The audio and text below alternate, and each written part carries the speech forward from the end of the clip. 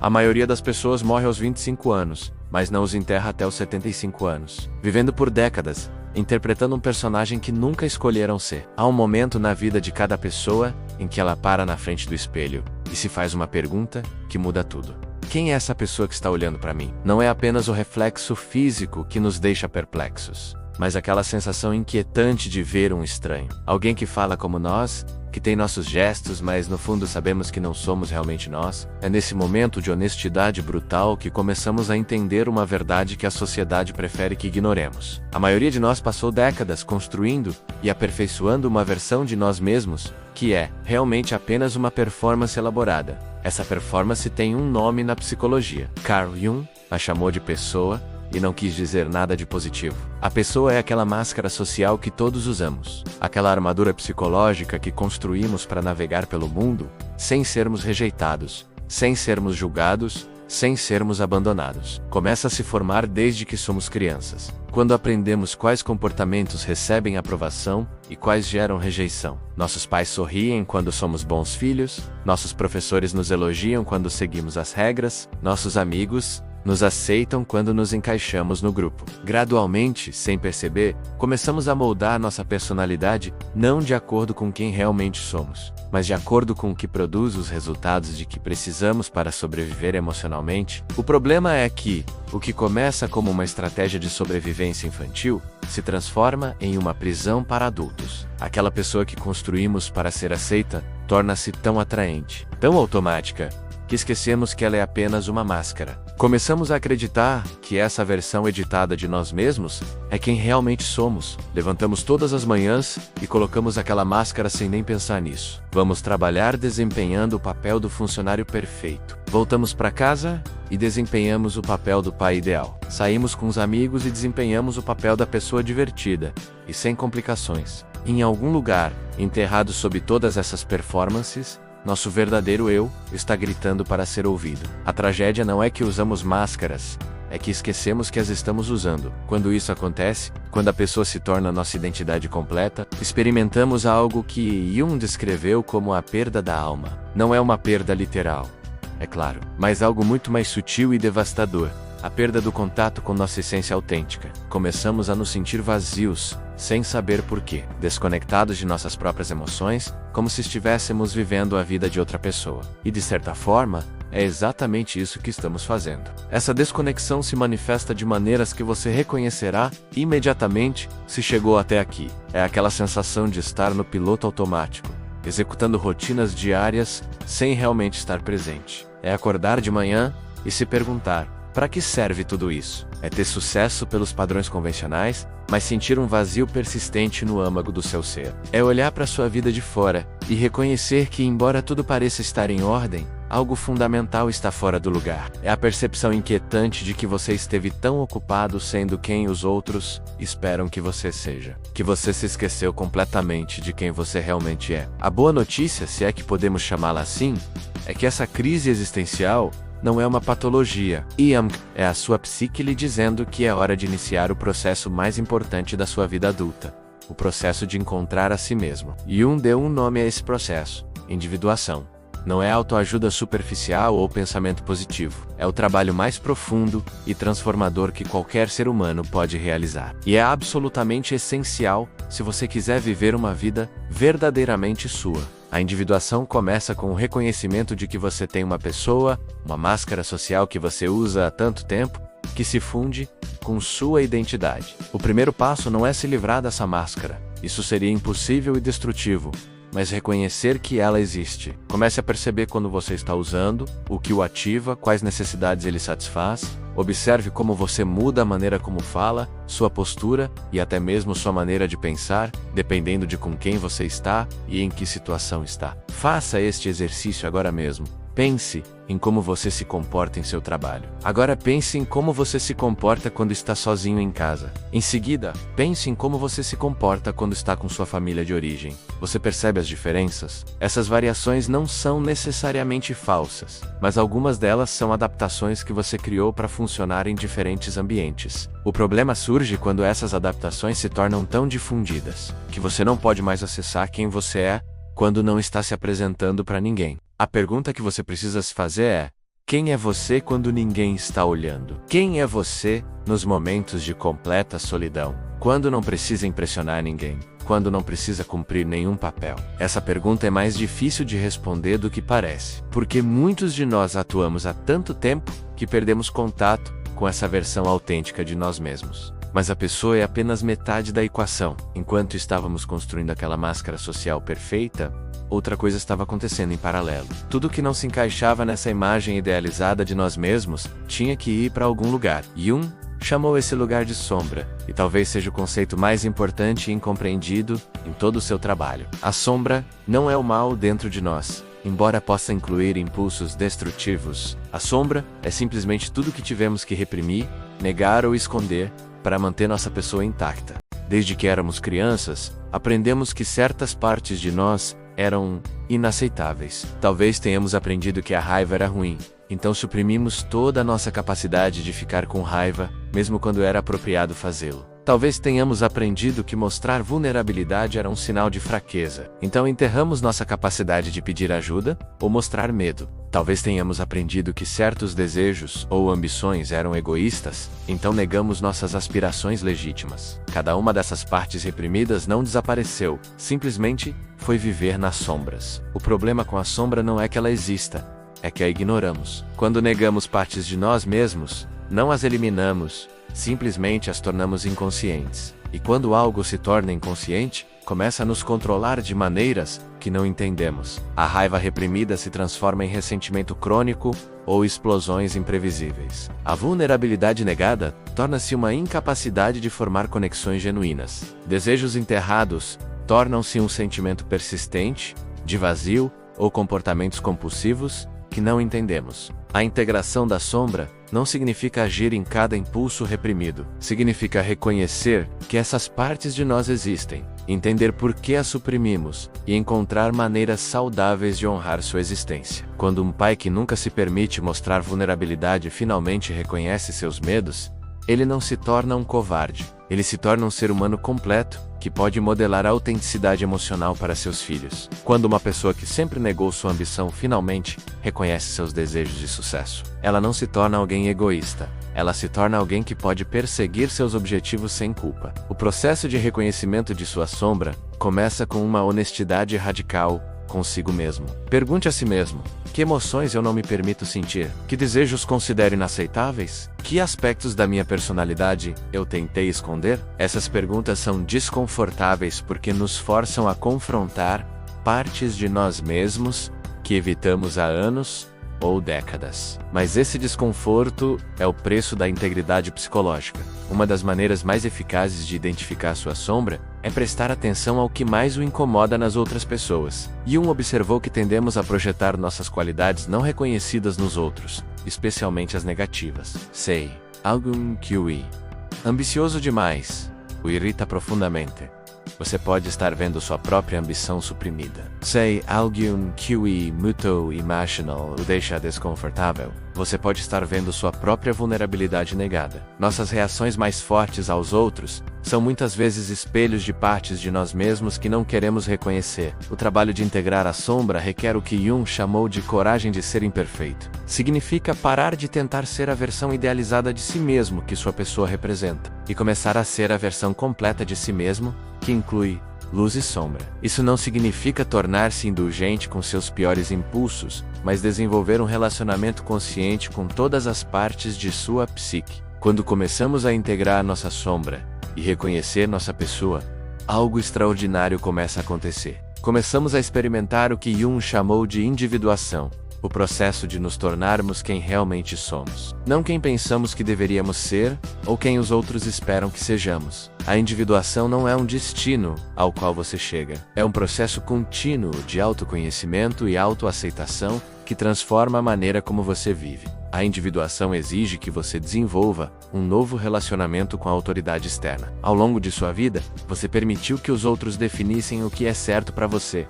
Seus pais, seus professores, sua cultura, seus colegas. Mídias sociais A mídia, você tomou decisões com base no que produzirá aprovação externa, e não no que é autêntico para sua natureza individual. A individuação exige que você desenvolva sua própria bússola moral interior, seu próprio senso do que é certo para você, independentemente do que os outros possam pensar. Isso não significa tornar-se rebelde sem causa ou rejeitar toda influência externa. Significa desenvolver a capacidade de avaliar as expectativas externas através do filtro de sua própria autenticidade. Algumas expectativas sociais são úteis e alinhadas com seus valores genuínos. Outros são simplesmente construções culturais que não têm relevância para o seu caminho individual. A individuação lhe dá a sabedoria para distinguir entre os dois. O processo de tomar decisões com base na autenticidade e não na conformidade é inicialmente aterrorizante. Fomos condicionados desde a infância a buscar aprovação externa. E a ideia de agir independentemente dessa aprovação ativa nossos medos mais primitivos de abandono, mas aqui está o belo paradoxo da individuação. Quando você finalmente tem a coragem de ser quem você realmente é, você atrai pessoas e circunstâncias que estão realmente alinhadas com você. Você para de precisar da aprovação daqueles que só podem aceitar sua máscara e começa a formar conexões genuínas com aqueles que podem amar seu verdadeiro eu. A vida autêntica exige que você desenvolva o que chamo de coragem existencial, a capacidade de viver em seus próprios termos, mesmo quando isso significa ir contra a corrente. Essa coragem não é a ausência de medo, é a capacidade de agir de acordo com seus valores mais profundos. Abzer do medo. É escolher a carreira que você realmente quer, em vez daquela que produz mais dinheiro ou status. É o fim de relacionamentos que drenam sua energia, mesmo que isso signifique ficar sozinho por um tempo.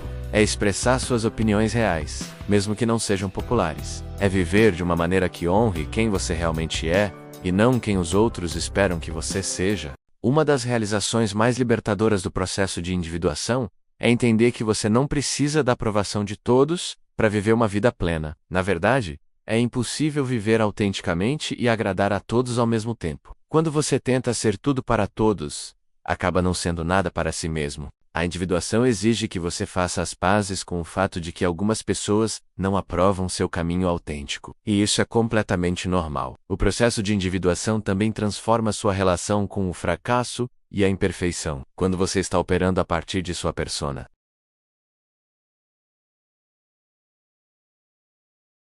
Quando você está operando a partir de seu eu autêntico, o fracasso se torna uma informação valiosa sobre seu caminho. Você não é perfeito, nunca será, e essa imperfeição não é algo que precisa ser escondido, é algo que o torna humano e relacionável. A autenticidade não significa compartilhar todos os pensamentos ou sentimentos com todos. Isso significa que quando você escolhe compartilhar algo, é genuíno. Isso significa que suas ações estão alinhadas com seus valores internos, não com expectativas externas. Isso significa que você pode manter limites saudáveis, sem se sentir culpado, e pode ser vulnerável sem perder seu centro. Viver autenticamente também significa desenvolver um relacionamento diferente com suas emoções. Em vez de julgar certas emoções como ruins e outras como boas, você começa a ver todas as emoções como informações valiosas sobre sua experiência interior. A tristeza diz que você perdeu algo valioso. A raiva diz que seus limites foram violados. O medo lhe diz que algo importante está em risco. A alegria diz que você está alinhado com o que valoriza. Quando você pode ouvir suas emoções sem julgá-las, elas se tornam um guia confiável para navegar em sua vida. A mudança mais profunda que a maioria das pessoas experimenta durante a individuação está em sua relação com o propósito e o significado. Quando você está vivendo de sua pessoa, seu propósito tende a ser definido externamente. Ter sucesso, ganhar dinheiro, obter reconhecimento, atender às expectativas da família. Quando você começa a viver a partir do seu eu autêntico, descobre que tem um propósito interno que não depende de validação externa. Esse propósito está ligado aos seus valores mais profundos, seus dons únicos e a maneira particular como você é chamado a contribuir para o mundo. Seu propósito autêntico não precisa ser grandioso ou reconhecido globalmente. Pode ser tão simples quanto criar seus filhos com integridade, criar arte que expresse sua visão única, ou ajudar outras pessoas em sua comunidade local. O que importa não é a escala do seu propósito, mas que ele seja genuinamente seu. Quando você está vivendo seu propósito autêntico, você experimenta uma sensação de alinhamento e fluxo que é inconfundível. O trabalho não parece trabalho porque você está expressando quem você realmente é. Um dos aspectos mais desafiadores da individuação é aprender a manter sua autenticidade em um mundo que está constantemente avançando em direção à conformidade. Vivemos em uma cultura que recompensa a uniformidade e pune a diferença. A mídia social amplifica essa pressão, criando a ilusão de que todos os outros têm suas vidas bem organizadas. É fácil começar a duvidar do seu caminho autêntico, quando parece que todo mundo está seguindo um roteiro diferente. A chave para manter a autenticidade em um mundo conformista é desenvolver o que chamo de confiança interior, a capacidade de validar suas próprias experiências e decisões sem precisar de confirmação externa constante. Essa confiança não vem da arrogância ou do ego, vem de uma conexão profunda com sua própria sabedoria interior. Quando você sabe quem você é e o que valoriza, pode navegar pelas pressões externas, sem perder seu centro. Manter a autenticidade também exige que você cultive relacionamentos com pessoas que possam vê-lo e aceitá-lo como você realmente é. Esses relacionamentos são raros e preciosos, e vale a pena investir tempo e energia no desenvolvimento. Quando você tem pelo menos uma ou duas pessoas em sua vida que conhecem seu verdadeiro eu e o amam de qualquer maneira, você tem uma âncora que o ajuda a manter sua autenticidade, mesmo quando o mundo exterior está se movendo em direção à conformidade. O processo de individuação não é linear, nem tem um desfecho definitivo. É um processo contínuo de aprofundar seu autoconhecimento e refinar sua capacidade de viver autenticamente. Haverá momentos em que você voltará aos velhos padrões, momentos em que duvidará do seu caminho, momentos em que a pressão externa será tão forte que você perderá temporariamente o contato com o seu verdadeiro eu. Esses contratempos não são fracassos, são partes naturais do processo. O que muda, à medida que você se aprofunda na individuação, é sua capacidade de reconhecer quando você está operando a partir de sua persona versus quando você está operando a partir de seu eu autêntico e sua capacidade de fazer ajustes mais rapidamente. Em vez de passar anos se sentindo desconectado de si mesmo, você pode notar a desconexão em semanas ou dias e tomar medidas corretivas. Em vez de tomar decisões importantes com base em expectativas externas, você desenvolve o hábito de fazer uma pausa e se perguntar: o que é autêntico para mim nesta situação? Um dos presentes mais bonitos da individuação é a maneira como ela transforma seus relacionamentos. Quando você não precisa mais de outras pessoas para completar sua identidade ou validar seu valor, você pode se relacionar com elas a partir de um lugar de totalidade em vez de necessidade. Você pode amar sem se apegar, dar sem ressentimento, receber sem culpa. Seus relacionamentos se tornam mais honestos, mais profundos e, paradoxalmente, mais fortes porque são baseados na realidade de quem você realmente é. A individuação também muda sua relação com o legado. Quando você está negociando a partir de sua persona, seu legado tende a se concentrar em conquistas externas. O dinheiro que você acumulou, os títulos que ganhou, o status que alcançou. Quando você está operando a partir do seu eu autêntico, percebe que seu verdadeiro legado é muito mais sutil, mas infinitamente mais poderoso. É a maneira como você viveu, a integridade que manteve, as conexões genuínas que criou e a inspiração que forneceu aos outros para viver de forma mais autêntica. Seu legado autêntico não é medido em monumentos ou reconhecimento público. É medido nos momentos da verdade, quando você escolheu a autenticidade em vez da conveniência, quando teve a coragem de ser vulnerável, quando manteve seus valores mesmo quando era difícil fazê-lo. É medido nas vidas que você tocou, simplesmente por ser quem você realmente era. Nas pessoas que encontraram coragem para ser mais autêntico depois de vê-lo viver autenticamente. O impacto de uma vida autêntica se estende muito além do que você pode ver ou medir. Quando você vive do seu verdadeiro eu, você dá permissão aos outros para fazer o mesmo. Sua autenticidade se torna um farol silencioso que guia os outros para sua própria individuação. Você não precisa pregar sobre autenticidade ou convencer ninguém a seguir seu caminho. Simplesmente viver autenticamente é uma forma de ativismo silencioso, que contribui para um mundo onde mais pessoas têm a coragem de ser quem realmente são. O trabalho de individuação requer ferramentas práticas, não apenas compreensão conceitual. Uma das ferramentas mais poderosas é o que chamo de auditoria de autenticidade.